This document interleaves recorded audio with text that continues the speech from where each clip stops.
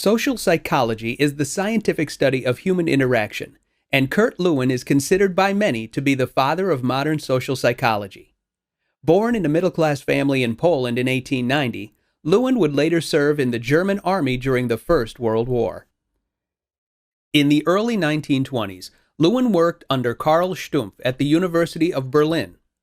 Lewin also worked closely with Wolfgang Kohler and Max Wertheimer, who were both prominent psychologists. In the early 1930s, Lewin moved to the United States and later went on to teach at Stanford, Cornell, and the Massachusetts Institute of Technology, MIT.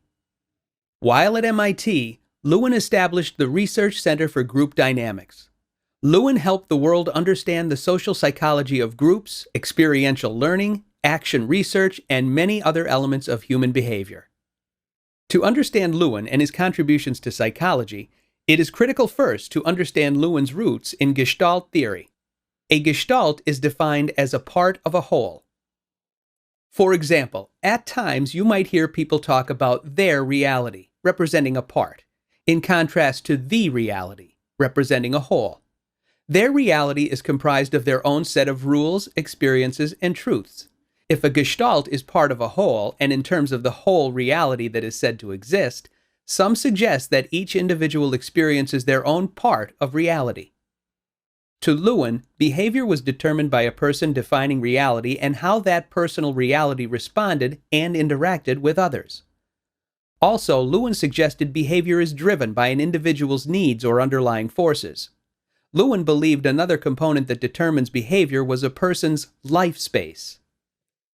Can you remember a time when you were reading a book or watching a movie and your imagination was engaged as your mind traveled to another place?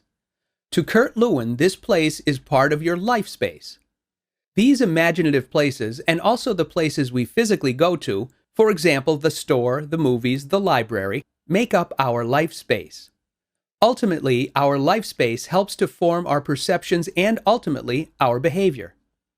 Continuing his focus on human behavior, Lewin grew specifically interested in identifying what produces behavior. He believed that behavior was rooted in the need to accomplish a goal. The goal in view was accomplished by using what Lewin referred to as field principles, thus field theory. The following statements summarize field theory. Field refers to life space, a person and his or her behavioral environment. Behavior is born out of the summation of coexisting facts. Coexisting facts are interdependent, creating a field that is dynamic. Behavior lies on the present instead of the future, as with teleology, or the past, associationism. Kurt Lewin contributed greatly to our ideas of group dynamics and group management. Lewin crafted a theory of change particularly helpful in leadership venues and consists of 3 stages: unfreezing, change, and freezing. Unfreezing is the first stage, a preparatory stage for a change to occur. In this stage, the advantages and disadvantages to changing are weighed. This process can be referred to as a force field analysis, whereby the pros and cons of change are considered. If there are more positive consequences of changing, then we are motivated and likely to begin the change process.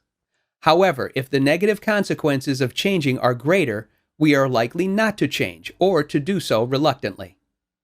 Change is the second stage in Lewin's process. Notice that Lewin stressed the idea of change as a process as opposed to an event. In the second stage of change, people begin to gain ownership of changing and transition from stagnation to making the necessary adjustments so that change might occur successfully. The third stage is called freezing. Lewin noted that for change to stick, people must be committed to the change long term. That is, Lewin stressed the importance of permanency. A change being permanent is not merely a temporary adjustment. Lewin suggested that one way to gain the permanency of a change was to include the value of permanency in the original objective desired.